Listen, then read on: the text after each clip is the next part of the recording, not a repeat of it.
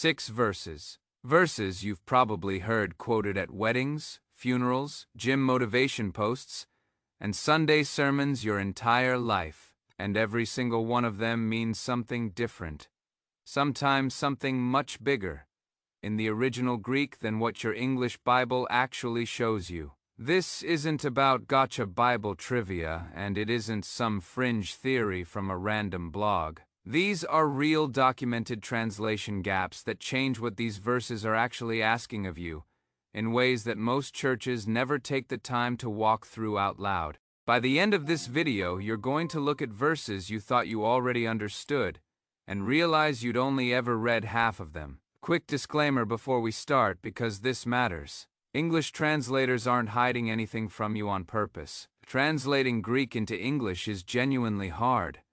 Some Greek words simply don't have a clean word English equivalent, so translators pick the closest option and move on.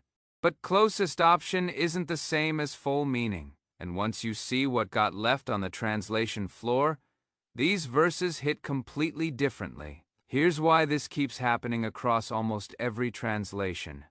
Not just one version. Bible translators generally lean one of two directions. Some prioritize word accuracy, matching Greek grammar as closely as English allows, even when it reads a little stiff. Others prioritize readability, smoothing the sentence into natural, easy English, even if that means one dense Greek word gets replaced with a simpler English one. Neither approach is dishonest, but both approaches, in different ways, quietly trade away some of the original texture.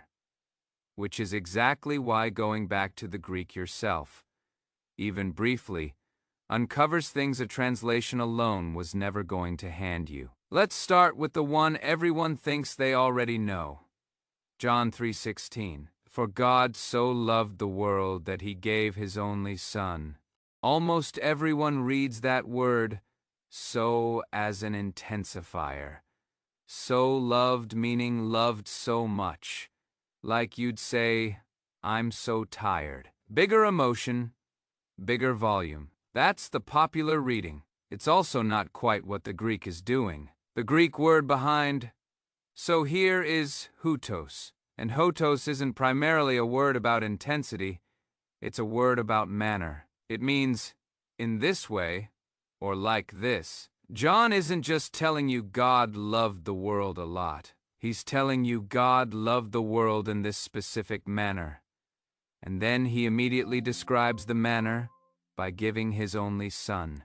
The verse isn't measuring how much love God had. It's describing the shape that love actually took. That's a bigger shift than it sounds like. God loved the world so much is a statement about intensity you can't verify or measure. God loved the world in this way by giving is a statement about action you can actually see. The Greek doesn't ask you to feel how big God's love is.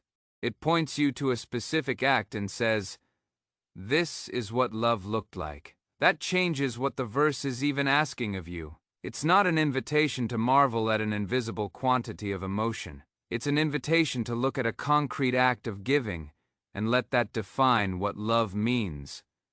Going forward, every time you use the word. Verse 2 is probably the most misquoted verse in modern Christianity, and it's not close. Philippians 4:13. I can do all things through Christ who strengthens me. You've seen it on gym mirrors, tattooed on forearms, captioned under athletes lifting personal records, and in English, it sounds like a blank check for ambition. I can do literally anything, no limits, because Jesus is my personal performance enhancer. Here's what the Greek actually says, and here's why context matters as much as vocabulary. The word translated strengthens is denominational. It means empowers or infuses with strength, and that part of the translation is genuinely accurate.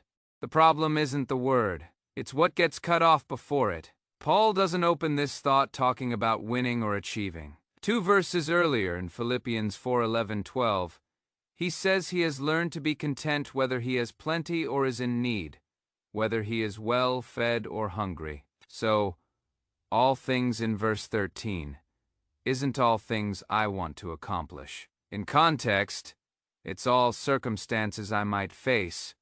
Plenty and hunger, comfort and hardship, success and setback. Paul isn't saying Christ will help him conquer the world. He's saying Christ gives him the strength to stay steady no matter what the world does to him. That's not a weaker verse than the Jim Mirror version. It's actually a far more useful one because it applies on your worst day, not just your best one. Verse 3 takes us to Romans 12:2, and this one hides an entire scientific process inside a single Greek word. Do not be conformed to this world, but be transformed by the renewing of your mind.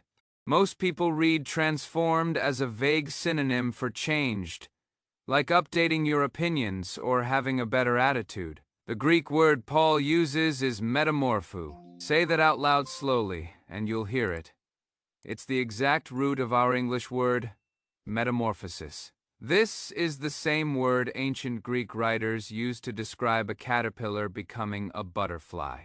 Not a caterpillar with slightly different opinions. A caterpillar that dissolves down to almost nothing inside a chrysalis and rebuilds into something structurally, fundamentally different. That's the picture Paul is actually painting. He's not asking you to adjust some surface-level behaviors while staying basically the same person underneath. Metamorphoo describes total, structural transformation, the kind where the before version genuinely doesn't exist anymore. This same word shows up in the Gospels to describe the transfiguration, when Jesus' appearance was changed on the mountain. Paul is telling ordinary believers that the same category of change, not a tune-up, a metamorphosis, is available to their minds. And notice what triggers it in the verse. Not willpower, not gritted, teeth discipline, but renewal, an ongoing process, not a one-time decision made once and never revisited. Verse 4 is one you've heard at nearly every wedding you've ever attended. 1 Corinthians 13:4. Love is patient. Love is kind. Patient and kind sound soft in English. Pleasant, maybe even passive.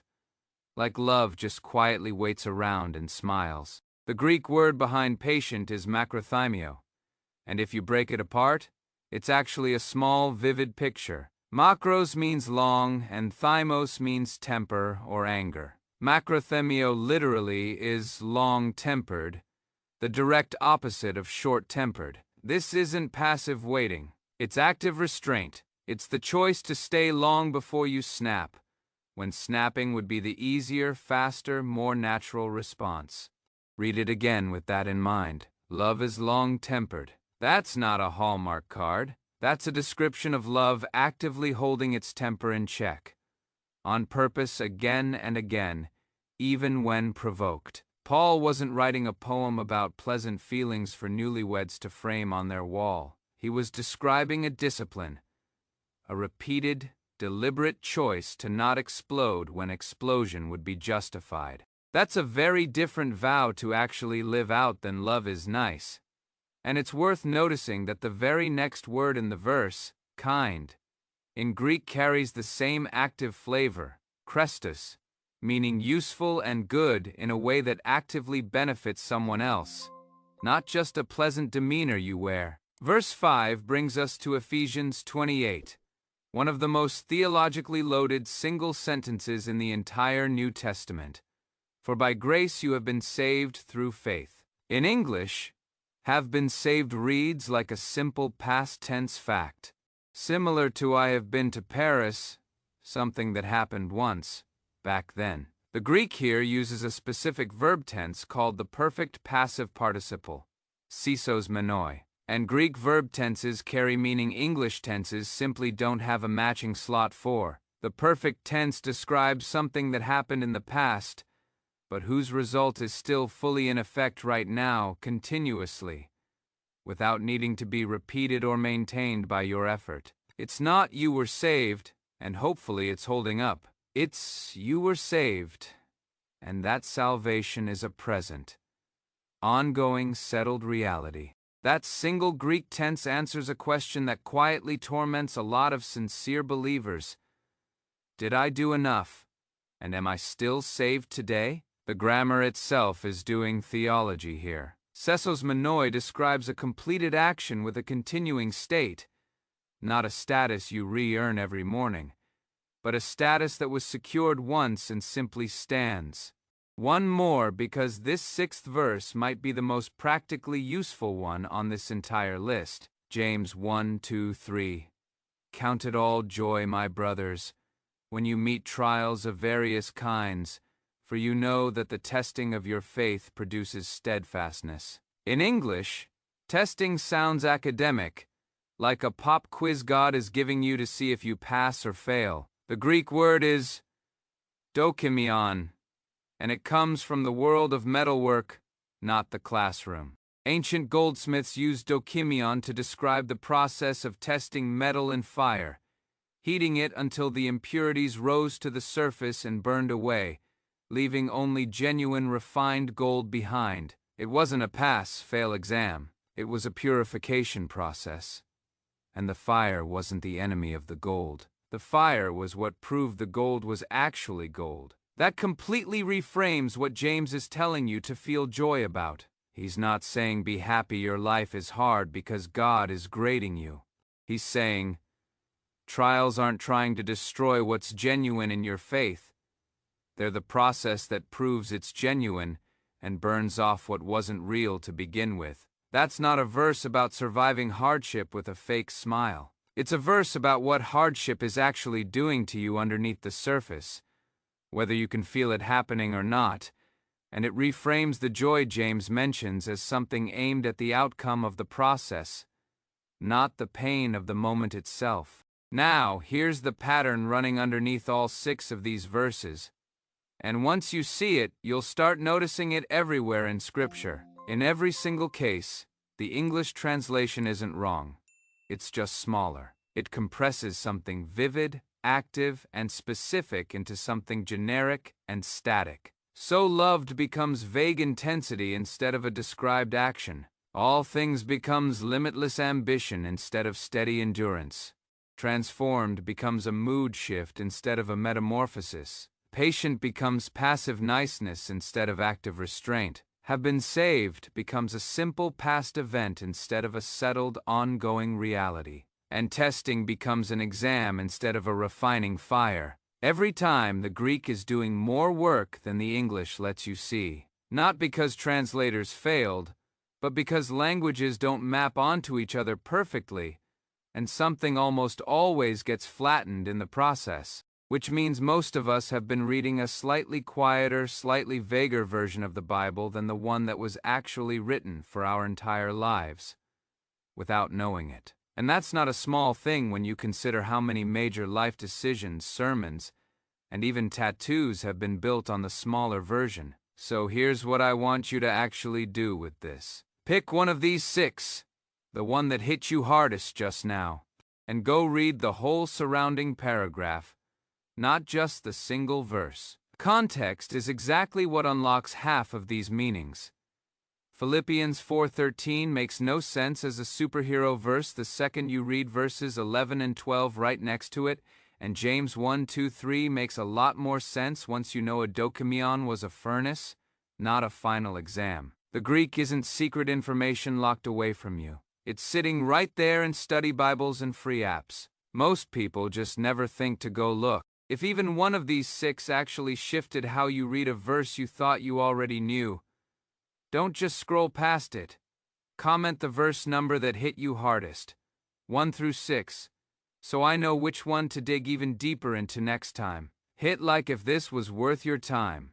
Subscribe if you want more of these original language breakdowns verse by verse. No fluff and no hype. Just what the text actually says. And send this to the one person you know who has that Philippians 4:13 tattoo.